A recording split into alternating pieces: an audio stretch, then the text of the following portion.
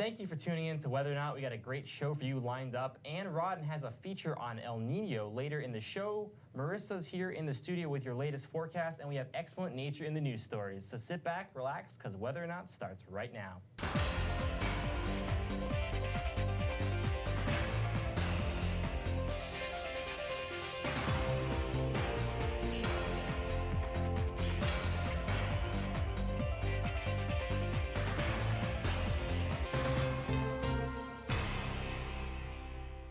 Thanks for joining us here on Whether or Not. I'm your host, Michael Priante. And I'm your forecaster, Marissa Lautenbacher. Well, Marissa, the past couple days have been above average, and we just had that cold front that moved through the region, which brought a lot of rain, and it certainly has melted a lot of the snow that we had from that snowstorm the past couple of weeks.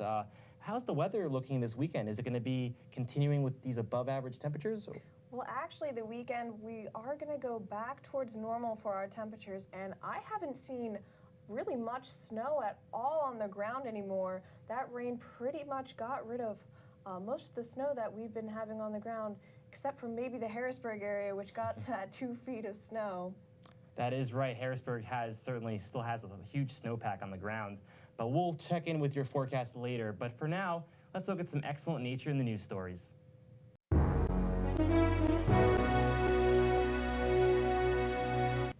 Last week, 3 people were killed by 2 separate avalanches in Washington State and Wyoming.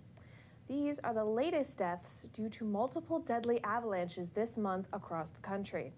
The Colorado Avalanche Information Center stated that there have been 11 total fatalities across the United States.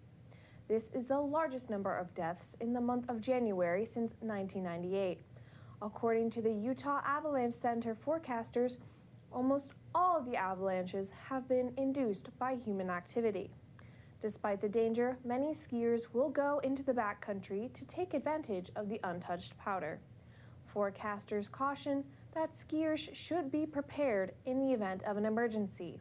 This entails having the proper gear such as a rescue beacon, shovel, and probe. Skiers unfamiliar with the area should also continually monitor conditions such as keeping an eye on avalanche and weather forecasts. In order to stay safe, authorities suggest individuals get familiar with the terrain, research the area, and take avalanche safety courses before your ski trip. You might perceive the dangerous effects of global warming with a steady decline of polar bears, but researchers at the University of Missouri wanted to find out how climate change is affecting other species of animals, specifically the gray tree frog. Local to many locations in North America, including Missouri, these frogs are noticeable by their sticky toes and their distinguishable mating calls. During mating season, the males send out these signals, which are interpreted by the female and allow them to locate the eager male frog. These sound waves can be affected by the ambient temperature, so researchers conducted a test where they elevated the temperature in a controlled environment. What they found was that the sounds are not severely distorted by the change in temperature, but other factors, such as changing breeding habitats, could hurt the mating season for the gray tree frog. A new project is underway and is working towards keeping our waterways clean. This project, known as Sea Bin, is a floating trash bin that catches debris, oil, fuel, and detergents. Sea Bin has started to help clean oceans at marinas, ports, and yacht clubs since they're relatively controlled environments with few swells or storms. The bin is still being tested, and multiple bins have been placed in various marinas. The Sea Bin works by placing it at the surface of the water and is plumbed into a water pump that is located on a dock. Once the trash gets caught inside the bin, the water will flow through the bottom of the bin and up to the pump. A natural fiber bag is used to collect the debris, and a dock worker would collect and change out the bag twice a day. How much collected debris in the bag would depend on a variety of factors, such as the time of year, the weather, and the wind direction and speed. If steady rain were to wash away the trash from the streets into the docks, the Sea Bin would collect massive amounts of trash compared to calmer weather.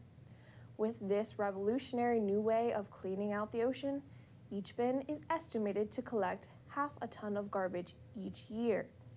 The Sea-Bin project is working on getting the trash bins into production by the end of the year. As of February 2nd, the Great Lakes has a total ice coverage of 6%, which is a very drastic change from previous winters. To put that into perspective, around the same time last year, the lakes had a 50% ice coverage. El Nino is mostly to blame for the lack of ice, as the first half of the winter season in the Midwest and the Northeast has favored a warmer weather pattern with above average temperatures. The lack of lake ice has also allowed for lake effect snow to persist longer than usual, which means more opportunities for snow for places in upstate New York.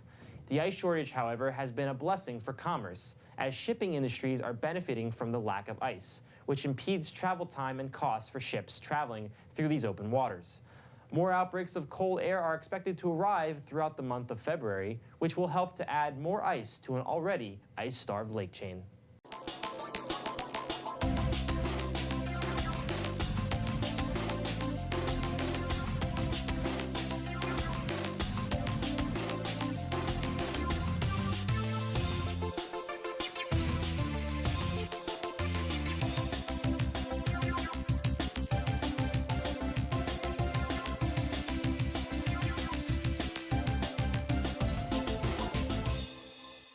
Hello, I'm your forecaster, Marissa Lautenbacher, here with your Central Pennsylvania forecast for this weekend.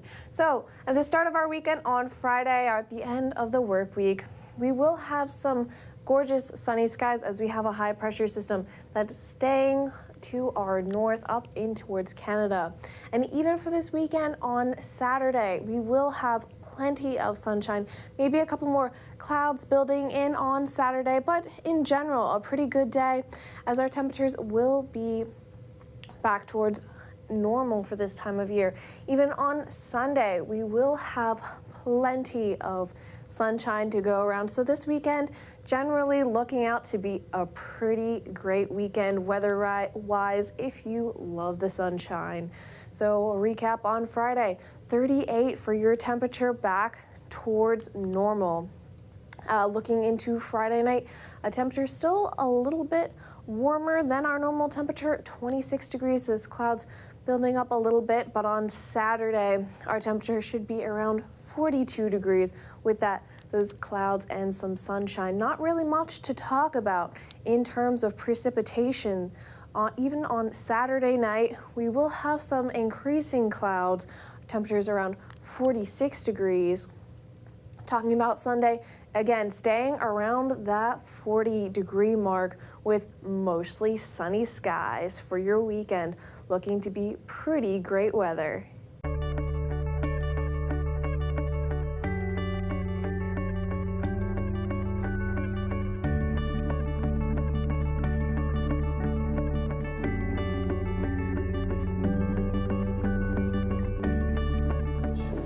El Nino could be coming back with a vengeance this year, with major consequences for weather around the globe. Called a Godzilla El Nino event this winter. Forecasters say this one has the potential to be the most powerful El Nino on record. El Nino's fury caught on camera. Drone footage shows a chunk of this bluff in the city of Pacifica shearing off. A whopper of an El Nino could bring a lot of really heavy rain really quickly, which brings as many problems as it does solutions. What is El Nino and what are its impacts on our weather? Hello, I'm Rodden, here with this week's Weather or Not feature. We have Dr. Michael Mann, a professor here at Pennsylvania State University, on his take on El Nino and its weather impacts. So El Nino is this natural phenomenon. I characterize it as the weather of the climate system, just like we have storm systems that come through. They're just part of the random, internal, natural, chaotic variability of our atmosphere. On longer time scales, we have this phenomenon, El Nino, that represents the atmosphere and the tropical Pacific Ocean. And the two components of Earth's climate system together produce this irregular phenomenon we call El Nino. The impacts of El Nino is typically shown most clearly during the wintertime. For example, most El Nino winters are mild over western Canada and parts of the northern United States. They're typically wet over southern United States from Texas to Florida. El Nino affects temperature climates in other seasons as well, but even during wintertime, El Nino is only one of a number of factors that influence temperate climates. El Nino years, therefore, are not always marked by typical El Nino conditions the way they are in parts of the tropics. Pacific, depending on where we find the maximum warming in the tropical Pacific in association with El Nino, we get different influences on the northern hemisphere jet stream. In many cases, causes more storms to come through California, giving California more rainfall, more snowfall in the mountains in the Sierra. So we tend to get warmer winters over a large part of North America. And that is something that we seem to be seeing this year that may, at least in substantial part, be due to El Nino. But that doesn't happen in all El Nino events, so we'll have to wait and see. Researchers now believe that some of the most intense winter storm activity over parts of the U.S. may be set in motion from the changes in the surface waters over the Pacific Ocean. Very, nearly unprecedented blizzard that we had a couple weeks ago derives some of its characteristics from this very large El Nino that we're experiencing right now. There was so much warming in the tropical Pacific means that El Nino probably perturbed the jet stream in the northern hemisphere even more than in a typical El Nino event, and that has probably been responsible for some of the unusual weather we've seen in the U.S., a very warm winter in the eastern third of the country, off-season tornadoes in the central U.S. The media yearns to point fingers at El Nino, causing this massive blizzard the Northeast had in December of 2015. Climate models are still emerging, and scientists are still trying to link the connections between big storm systems and El Nino southern oscillations. The Atlantic Ocean right now off the U.S. East Coast is the warmest it's ever been at this time of the year. And that was one of the key contributors to this massive snowfall event, this blizzard. We finally got a cold air outbreak that came out of the Arctic, crashed down over North America, collided with this very warm Atlantic Ocean, and that means there was a large amount of moisture in the atmosphere. The warmer the ocean, the more moisture there is available, also to provide more energy to strengthen this storm, and it provided the necessary to produce large amounts of snowfall. Those phenomena likely contributed to this unprecedented meteorological event, the winter storm known as Jonas. Will we continue to see this year's El Nino's impacts in our weather? We will just have to wait and see. Again, thanks so much for watching. I'm Rodden with this week's feature on Whether or Not.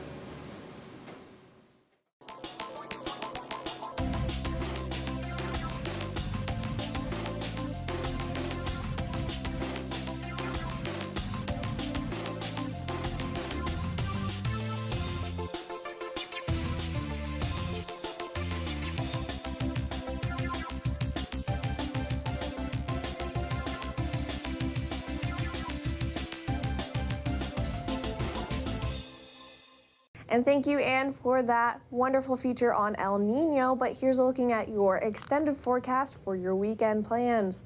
So on Friday is the day where we will have our sunny skies, and our temperatures will be climbing a little bit back towards normal, getting colder, versus this week earlier when we did have temperatures that were pretty high, even for early February. But here's talking at your weekend on Friday, even through Sunday, temperatures are in the mid-40s, and they will be on the decline from Monday even on into Friday as they swing back towards your colder temperatures. Well, thanks, Marissa, for that excellent weekend forecast. But right now, let's take a look at your Weather Whiz quiz. Earlier in the show, we asked you, how often is Punxsutawney Phil's winter prediction correct? Is it A, 36%, B, 10%, C, 81%, or D, 48%? Well, if you guessed A, 36%, you are indeed correct. Well, Punxsutawney Phil did not, in fact, see his shadow this year, which means we're supposed to get an early spring. Yes, we are supposed to get an early spring, but as you just saw from our Weather Whiz quiz, it looks like Phil doesn't have a good track record when it comes to making predictions. So make sure you stay tuned to whether or not you will get accurate, up-to-date weather predictions for the rest of the year. That's all the time we have for today on Whether or Not. I'm your host, Michael Priante. And I'm your forecaster, Marissa Lautenbacher. Have a great day.